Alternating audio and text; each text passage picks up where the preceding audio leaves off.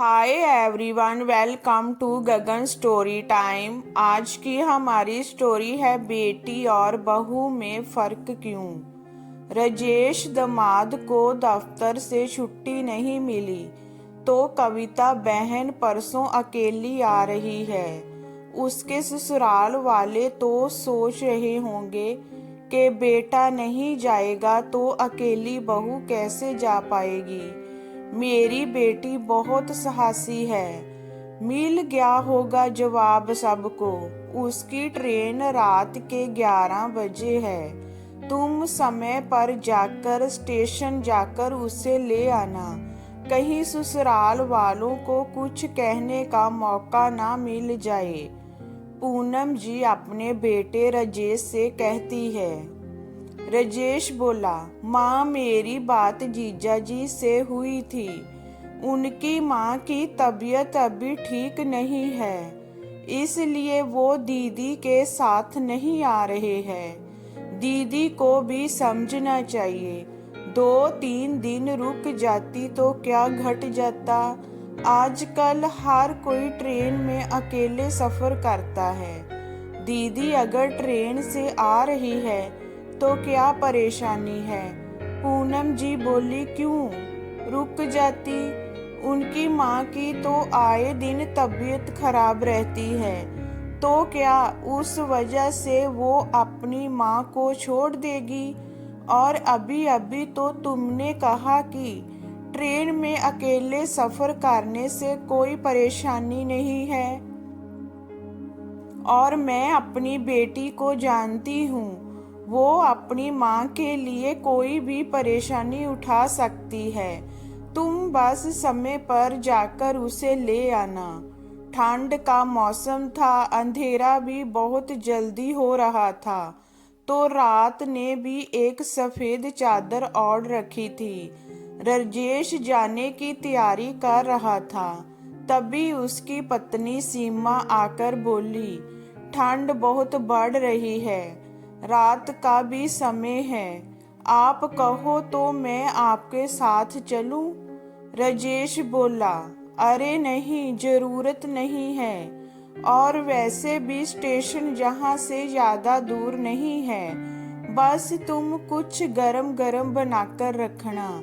दीदी ने खाना खा ही लिया होगा। बस आने के बाद बच्चों को सूप या दूध और हमारे लिए चाय बनाकर रखना। मैं जल्दी आता हूँ। इतना कहकर राजेश चला गया। पूनम जी बोली, बहू अपनी बहन के लिए क्या वो इतना कष्ट भी नहीं उठा सकता। जब उसकी बहन अकेली आ रही है तो उसका फर्ज बनता है कि रात हो या दिन हो, बहन को लेने जाना। और जाकर क्या ही कर लेती तुम साथ। सीमा बोली, मम्मी जी मैं तो इसलिए कह रही थी कि रात में सुनसान रास्ता होता है, और अगर ट्रेन थोड़ी लेट हो गई तो वो अकेले बोर हो जाएंगे। और वैसे भी ट्रेन में दीदी अकेली कहाँ है, एक डिब्बे में कितने परिवार होते हैं। इसीलिए आप दीदी की चिंता मत कीजिए। इतना कहकर सीमा रसोई में चली गई। करीब 1 घंटे बाद राजेश कविता और बच्चों को लेकर आया। सीमा ने फटाफट बच्चों को गरम गरम दूध पिलाया और वो सो गए। सबको अदरक वाली चाय दी तो कविता बोली, क्या भाभी आपको भी पहले से पता था कि ननद इतनी देर से आएगी तो खाना खाकर ही आएगी। अरे कम से कम पकौड़े ही बना लेती, उतनी जगह तो सबके पेट में होती है। सीमा जैसे ही उठने लगी, कविता बोली, अब रहने दीजिए, बनाने की इच्छा होती तो आप पहले से बनाकर रखती। बहुत थक गई हूँ। वो तो अपनी माँ और भाई से मिलने की इच्छा थी कि मैंने अकेले सफर कर लिया, जो हर किसी के बस की बात नहीं है। सीमा मुस्कुराकर बोली, दीदी, आप क्या मुझसे मिलने नहीं आई है? मैं भी तो आपका इंतजार करती हूँ। पूनम जी बोली, अरे बहू, इसके कहने का वो मतलब नहीं है।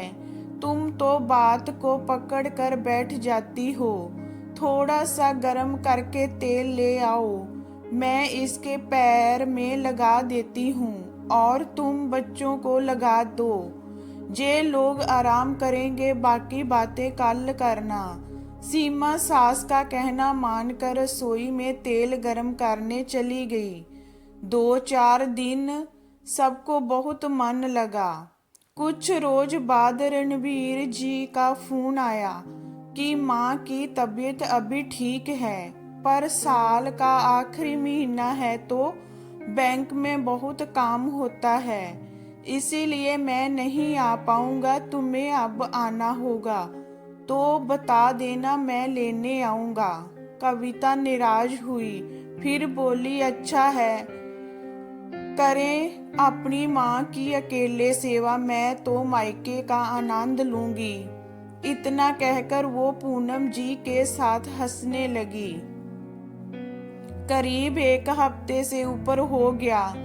एक रोज राजेश को सीमा के घर से फोन आया कि उसकी नानी का अंतिम समय आ चुका है, तो वो सीमा को एक बार देखना चाहती है।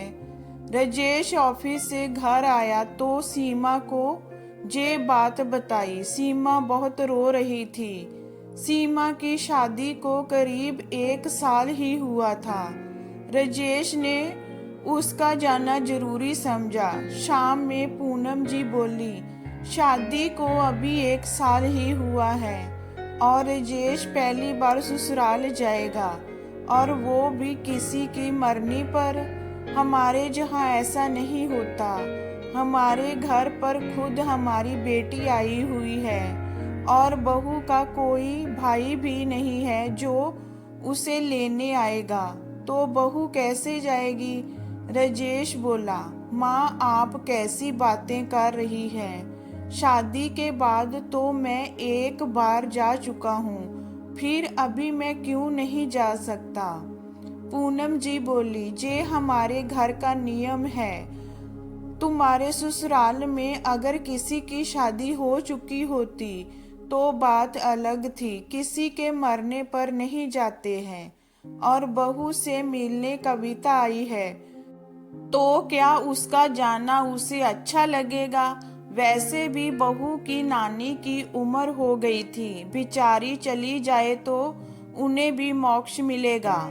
सीमा रोती हुई वहां से चली गई। माँ बेटे में बहुत देर बातें हुई, फिर राजेश बोला, ठीक है, अगर मैं नहीं जा सकता तो सीमा तो अपनी नानी से मिलने जा ही सकती है। मैं उसका टिकट करवा देता हूँ, वो अकेली चली जाएगी। पूनम जी बोली, हाय हाय, बहू अकेले कैसे जा सकती है? सीमा कमरे से बाहर निकल कर आई और बोली, मम्मी जी, दीदी अकेले मायके आ सकती है तो मैं अपनी मरती हुई नानी को देखने के लिए क्यों नहीं जा सकती? ऐसा क्यों होता है कि बेटी बहू के न्याय में भी फर्क किया जाता है? ये तो सरासर एक बहू के साथ अन्याय हुआ। पूनम जी बोली, लोग क्या कहेंगे कि अकेली लड़की को भेज दिया और ट्रेन में कहीं कुछ ऊंच नीच हो गई तो कौन जिम्मेदार होगा? सीमा बोली, 2 हफ्ते पहले आपकी बेटी अकेले इतनी दूर से बच्चों को लेकर आ सकती है और मैं नहीं जा सकती। आपने ही कहा था हिम्मत वाली लड़कियां अकेले सफर करती है। मम्मी जी, जमाना बदल रहा है, अब तो फोन की सुविधा है। अगर मुझे कोई परेशानी होगी तो मैं उनको बता दूंगी। जिस लड़की का भाई नहीं होता, क्या वो लड़की कहीं भी अकेले आना जाना नहीं करती? मैं आपसे विनती करती हूँ, मुझे जाने दीजिए। मेरी नानी की सांसें मेरे लिए अटकी होगी। ऐसा ना हो कि देर हो जाए। कविता ने भी सीमा के जाने पर ऐतराज जताया, जिसे सुनकर सीमा को बहुत आश्चर्य हुआ, पर उसने उससे कुछ नहीं कहा। राजेश बोला, मैं आपकी बात से बिल्कुल सहमत नहीं हूँ। अपने लिए कुछ और दूसरे की बेटियों के लिए कुछ और नियम बनाना, ये तो सरासर गलत है। सीमा पढ़ी लिखी है, शादी से पहले दूसरे शहर में रहकर अपनी पढ़ाई करती थी और अकेले आना जाना करती थी, तो मुझे नहीं लगता उसे कोई परेशानी होगी। सीमा, तुम जाने की तैयारी करो, मैं तुम्हारा टिकट कर देता हूँ, आज रात ही निकल जाओ। इतना कहकर राजेश वहां से चला गया। कविता बोली, देखा माँ, नई नई शादी हुई है और अभी से पत्नी भक्त बन गया है।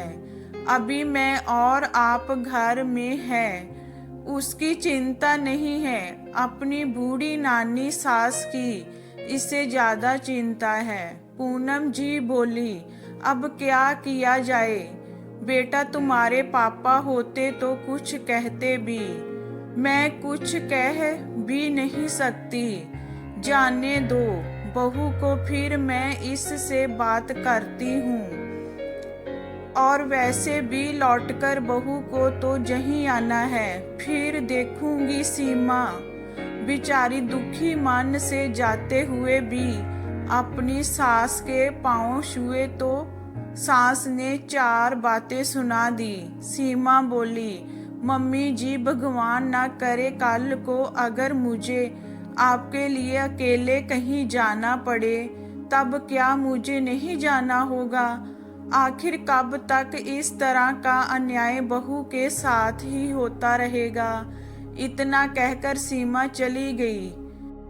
राजेश सीमा को ट्रेन में उसके हाथ में एक किताब देते हुए बोला, इससे तुम्हारा सफर जल्दी कट जाएगा और कोई दिक्कत हो तो मुझे तुरंत बताना। सीमा बोली, आप मेरी चिंता मत कीजिए, मैं चली जाऊंगी, मुझे आदत है। वैसे भी रास्ते में किताबें मेरा साथी बनकर मुझे हौसला देती है। आप सबके साथ अपना भी ध्यान रखिएगा। सीमा अपने सफर पर अकेली निकल गई। राजेश ने सीमा के घर पर फोन करके उसके जाने की खबर दी।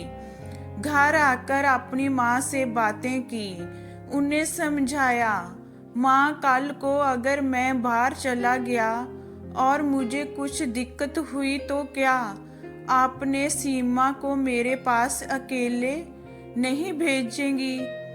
बहुत देर समझाने के बाद पूनम जी को एहसास हुआ कि आखिर बेटा बाहर रहेगा तो बहू ही तो सब कुछ संभालेगी। पूनम जी बोली, ठीक है, अब बहू अकेली गई, पर आने समय उसे लेने चले जाना। कविता बोली, माँ, पर ये कैसे जा सकता है?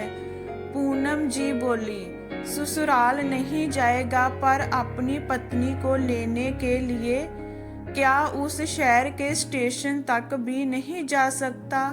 मैं जानती हूँ बहू बहुत साहसी है, वो अकेली आ जाएगी, पर इसका क्या फर्ज बनता है?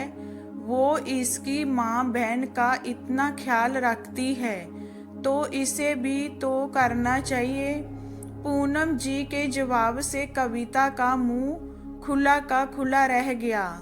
वहीं राजेश माँ को गले लगाकर बोला, माँ, अगर हर सास आपकी तरह समझदार हो जाए तो किसी भी बेटे को माँ और पत्नी के बीच में पीसना नहीं पड़ेगा।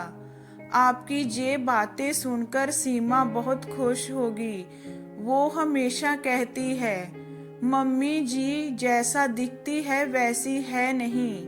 ये सुनकर पूनम जी भी मुस्कुराने लगी। समय बीता, जहां कविता वापस लेने रणवीर आए, वहीं सीमा की नानी के अंतिम क्रियाक्रम के बाद राजेश स्टेशन पर जाकर सीमा को लेकर घर वापस आया। सब कुछ अच्छा होते देख सीमा को भी तसल्ली हुई। तो दोस्तों, ऐसा क्यों होता है जब हम अपनी बेटी के लिए कुछ सोचते हैं तो हमारी मानसिकता कुछ और होती है, और बहू के लिए वही मानसिकता पल में बदल जाती है।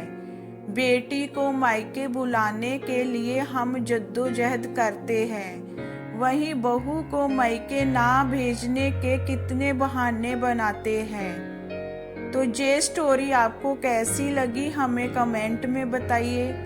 लाइक कीजिए, शेयर कीजिए एंड वॉचिंग के लिए थैंक यू।